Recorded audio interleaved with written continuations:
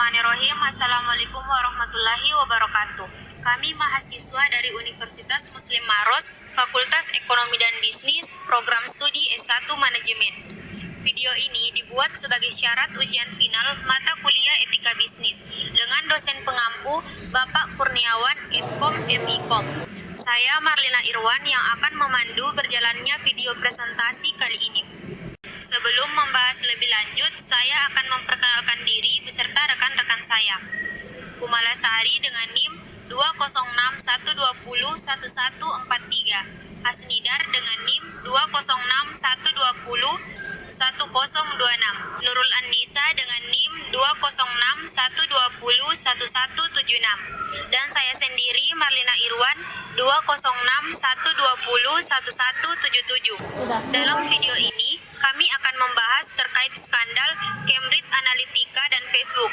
Dan untuk lebih jelasnya, simak video presentasi kami. Itu skandal data Facebook Cambridge Analytica dan adalah skandal yang melibatkan pengumpulan informasi pribadi sebanyak 87 juta pengguna Facebook oleh Cambridge Analytica pada tahun 2014. Data ini digunakan untuk mempengaruhi pandangan pemegang hak pilih sesuai dengan keinginan politikus yang mengontrak Cambridge Analytica. Setelah kebocoran ini diketahui, Facebook meminta maaf dan mendapatkan berbagai kecaman dari berbagai masyarakat, serta menurunnya harga saham. Facebook menilai bahwa pengumpulan data oleh Cambridge Analytica ini tidak pantas untuk dilakukan. Dari kebocoran ini memantik diskusi terbuka bahwa tentang standar etika perusahaan di media sosial, organisasi konsultasi politik, dan politikus. Aktivitas hak konsumen menuntut adanya perlindungan bagi konsumen media daring dan hak privasi serta pencegahan misinformasi dan propaganda. Jadi akibat dari skandal ini, otoritas Amerika Serikat menjatuhkan hukuman denda sebesar 5 miliar US dollar atau sekitar 70 triliun pada Rabu 24 Juli 2019. Meskipun denda ini merupakan yang terbesar dijatuhkan pada perusahaan teknologi tersebut, sejumlah pihak merasa denda ini masih terlalu kecil bila dibandingkan dengan pendapatan bulanan dari Facebook itu. Bagaimana Cambridge Analytica melakukan penambangan data? Pada tahun 2014, profesor dari Universitas Cambridge yang bernama Alexander Kogan membuat sebuah aplikasi kuis yang sangat terintegrasi dengan Facebook. Jadi Cambridge Analytica di sini melihat kuis ini sangat mudah, murah, dan cepat untuk mengumpulkan sebuah data dari pengguna Facebook.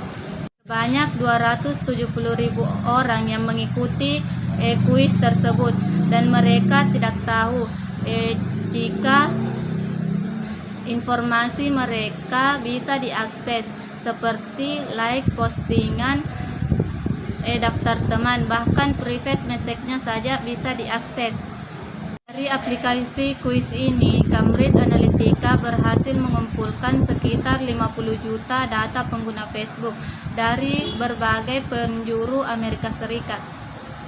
Selanjutnya tentang jenis aplikasi apa yang digunakan oleh Cambridge Analytica.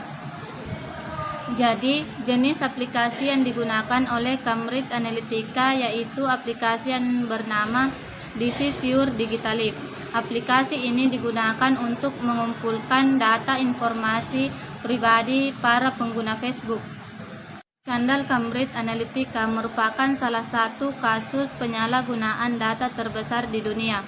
Ada 87 juta data pengguna Facebook yang disalahgunakan, dan data tersebut digunakan untuk kampanye pemilu Presiden Amerika Serikat yang bernama Donald Trump pada tahun 2016. Selanjutnya, siapa sosok yang melaporkan dan membuka skandal tersebut? Pada Desember tahun 2015, The Guardian melaporkan politikus Amerika Serikat yang bernama Ted Cruz memanfaatkan data yang bocor. Para pemilik data tidak tahu bahwa informasi pribadi mereka dijual oleh perusahaan dan dibeli oleh politikus. Kebocoran data ini dengan informasi baru dari mantan Cambridge Analytica yang bernama Christopher Wylie. Wylie di sini menyebutkan informasi seperti ukuran kebocoran data, informasi yang dicuri, dan komunikasi antar Facebook. Cambridge Analytica diketahui dibiayai hingga 15 juta US dollar atau setara dengan 206,3 miliar oleh miliuner Amerika Serikat Robert Mercer. Menurut saya, yang membuka skandal tersebut ialah seorang Alexander Kogan karena seseorang ini yang membuat aplikasi kuis tersebut. Ini saya akan menjelaskan mengenai respon founder Facebook mengenai masalah tersebut. Jadi, CEO Facebook Mark Zuckerberg meminta maaf atas persoalan dengan Cambridge Analytica. Ia menganggap hal ini sebagai sebuah masalah kesalahan dan pelanggaran kepercayaan. Petinggi Facebook lainnya menolak istilah kebocoran data karena orang-orang yang mengikuti survei tersebut bersedia menyerahkan informasi pribadinya. Zuckerberg berjanji akan mengubah kebijakan Facebook demi mencegah kebocoran serupa di masa yang akan datang. Pada tanggal 25 Maret 2018, Zuckerberg menerbitkan permintaan maaf mewakili Facebook di berbagai surat kabar. Pada bulan April, Facebook memutuskan untuk menerapkan peraturan perlindungan data umum Uni Eropa di semua wilayah operasi termasuk Uni Eropa.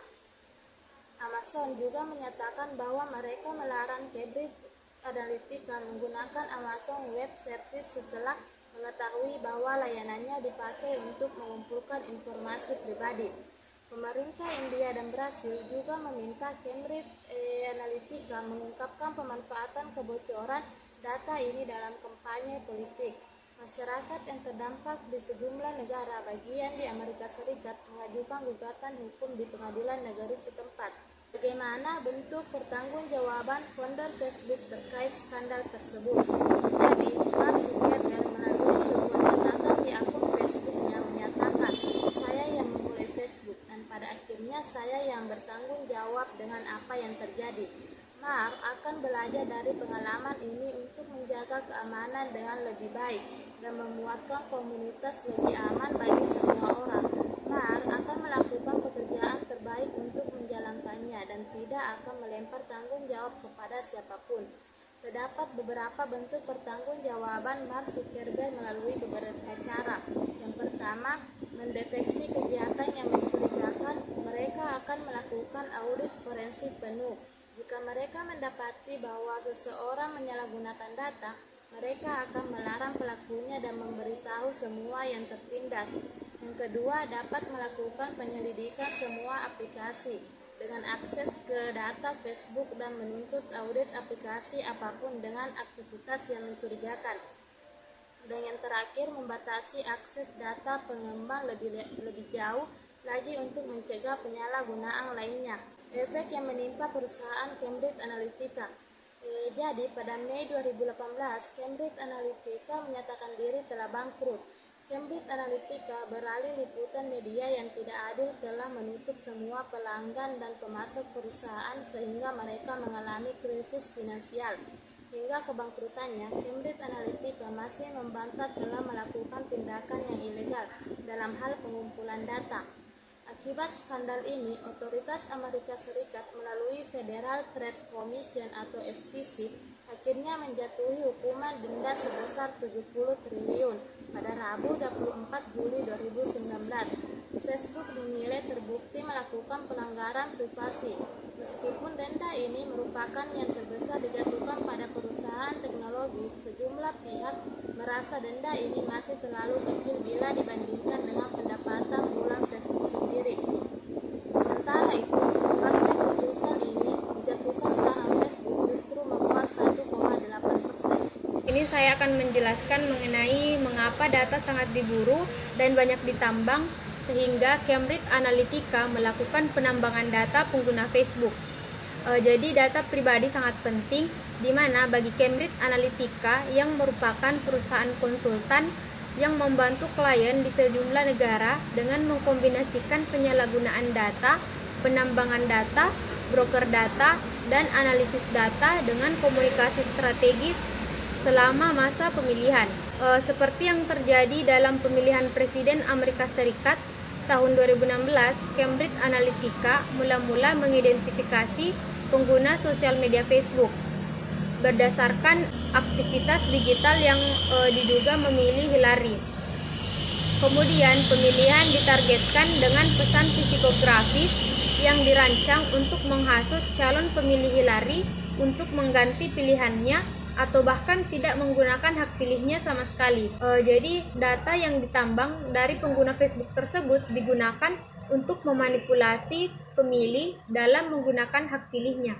Kemudian apa yang melatar belakangi perusahaan sehingga tidak patuh terhadap tata kelola perusahaan atau melanggar etika sehingga terjadi skandal yang disebut kejahatan elektoral.